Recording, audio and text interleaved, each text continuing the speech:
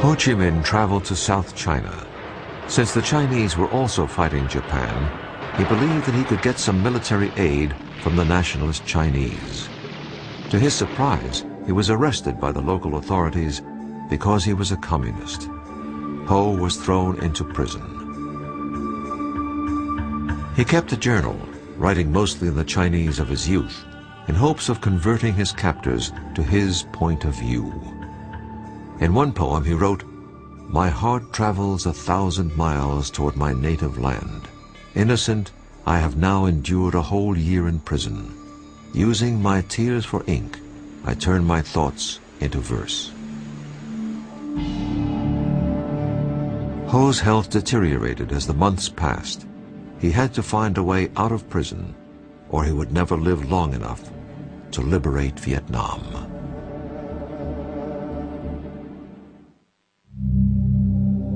Ho Chi Minh spent 14 months enduring the worst imaginable treatment in prison. As the war worsened for the Chinese, Ho convinced his captors to release him so that he could gather intelligence on the Japanese. He was released in 1943 and walked all the way back to his old base in North Vietnam. His compatriots were stunned. They thought he had died. Once again, he became the leader. He was 53 years old.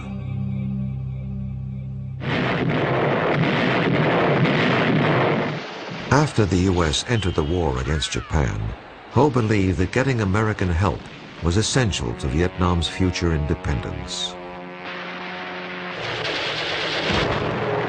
When an American pilot was shot down in North Vietnam, he was brought all the way back to his base in China by Ho. And you got to try to imagine this guy. He's wearing sandals and shorts. He's got this wispy beard, and he looks like, you know, he weighs about 85 pounds, and he looks like he'd be blown over with a feather. Ho offered his services to the commanding officer, General Claire Chennault of the legendary Flying Tigers.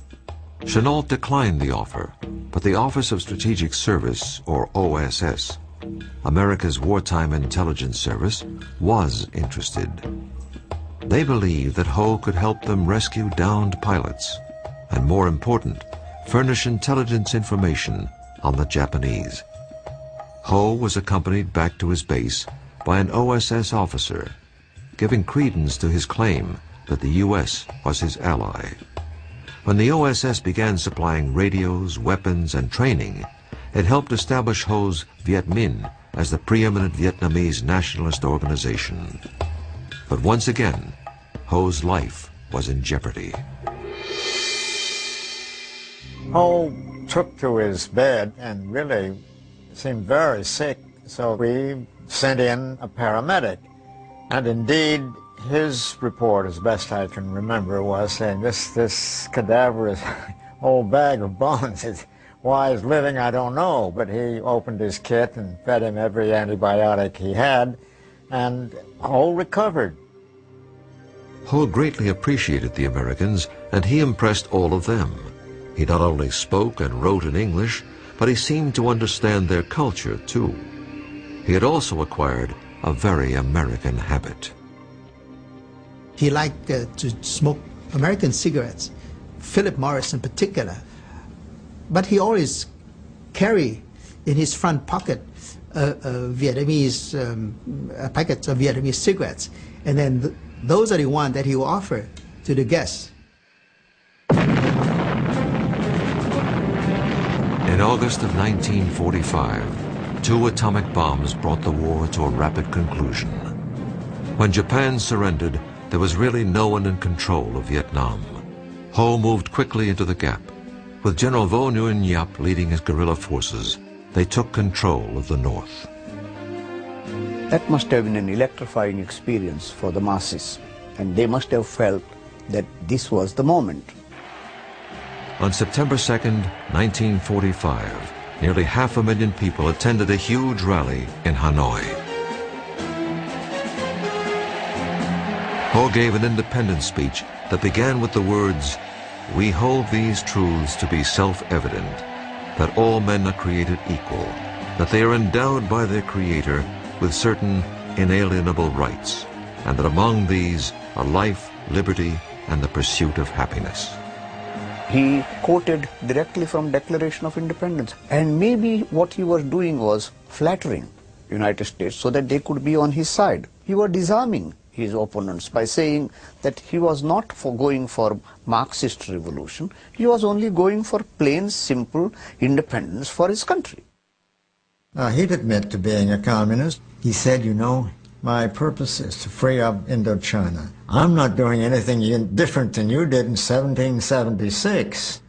You managed to deal with it pretty well, and that's all I'm trying to do now. Do you have any problem with that? Ho had no illusions about the tenuous nature of Vietnamese independence.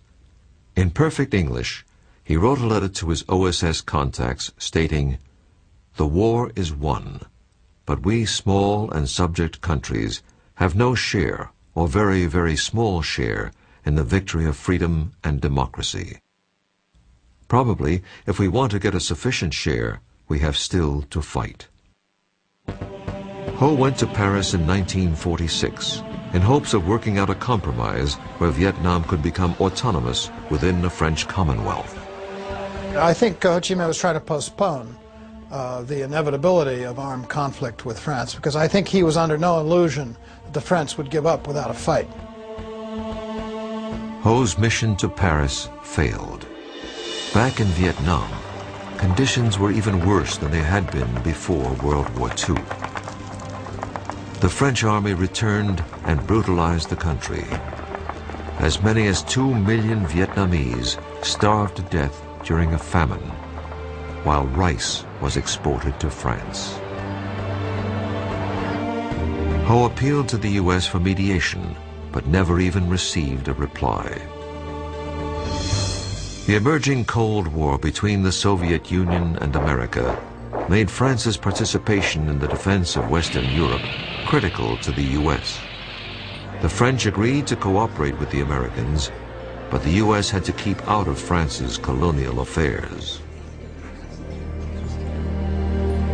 Ho Chi Minh was meeting with a rather sympathetic French official.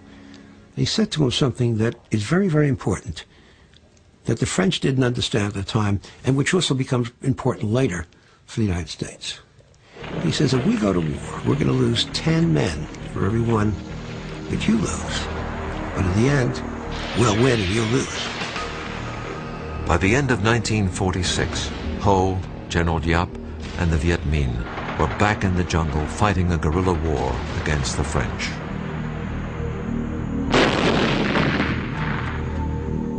Initially, it seemed unlikely that the Viet Minh would have any hope in defeating the French. But by 1954, the French were desperate to end the bloody guerrilla war that seemed to have no end in sight. The French decided to spring a trap for the Viet Minh at a place called Dien Bien Phu. They believed that the ensuing battle would end the Indochina War. It did end the war, but in a way they could never have imagined.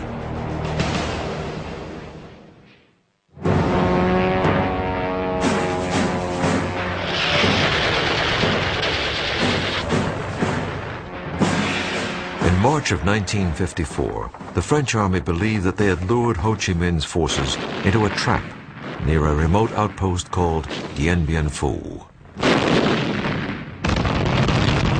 Unfortunately for the French, they only trapped themselves. The battle cost the French over 15,000 casualties. It also cost them Indochina.